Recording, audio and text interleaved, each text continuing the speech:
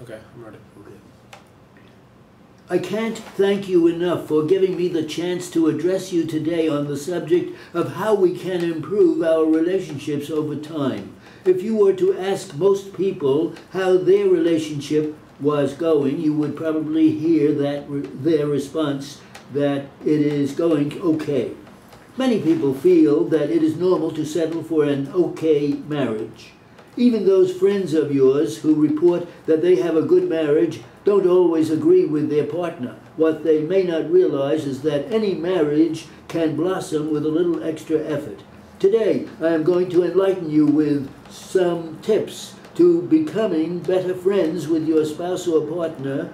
Number one, throw away the scorecard. It is very tempting to keep track of every little thing you do for your partner. You may keep tallies of how many times in a row you have actually cleaned house or taken out the garbage. Perhaps we fear that if we don't keep totals, we won't be appreciated for our efforts.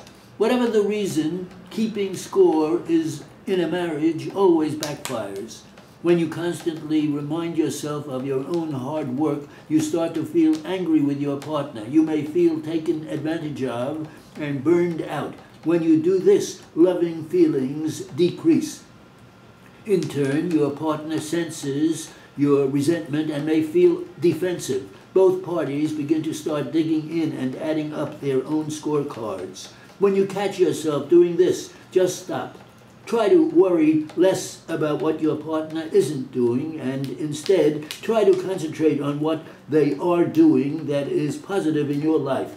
You may soon find that your anger is not reality but just a habit that has crept into your thinking.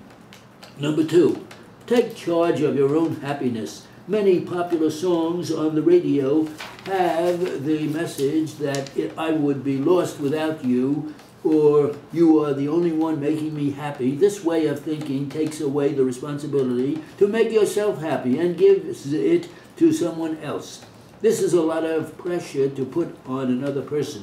The point seems quite obvious, but how many of us will take full responsibility for our own lives? And how many times do we think to ourselves, I wish my partner were different? If you believe that answer to your own happiness may lie in the hands of another, you are in for trouble. Don't get me wrong. I'm not saying that the partner doesn't play a role in making you happy, but ultimately you are the one who will determine how happy you really are.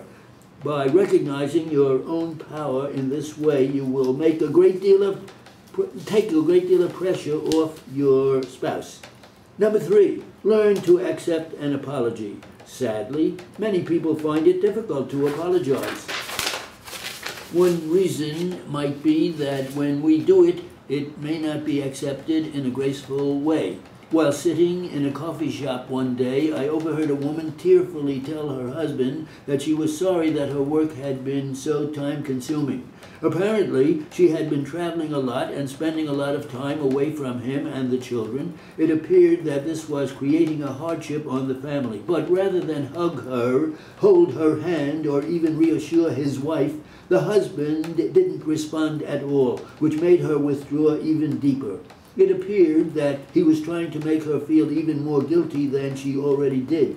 By trying to apologize, this woman was opening the door to communication. This would have been a perfect time for the husband to make peace with his wife, but since he was not willing to release his anger, instead he was escalating the problem and incrementing the chances that she would be less willing to say she was sorry in the future.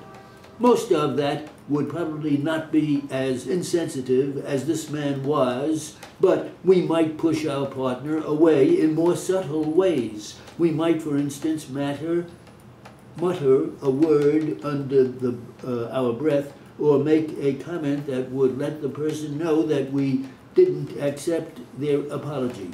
When someone initiates the effort to say they are sorry, this is a perfect time to show your commitment.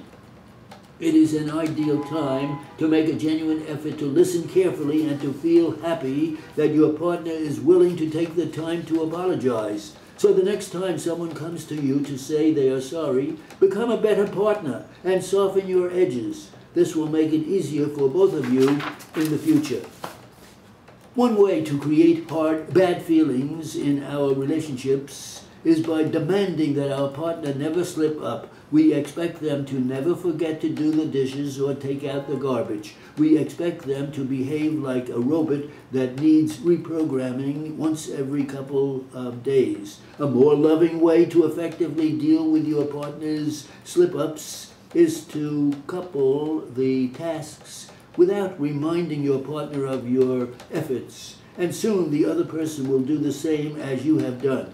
Without focusing on all the bad things, you will have more time to focus on the more important things. Good communication, laughter, and love.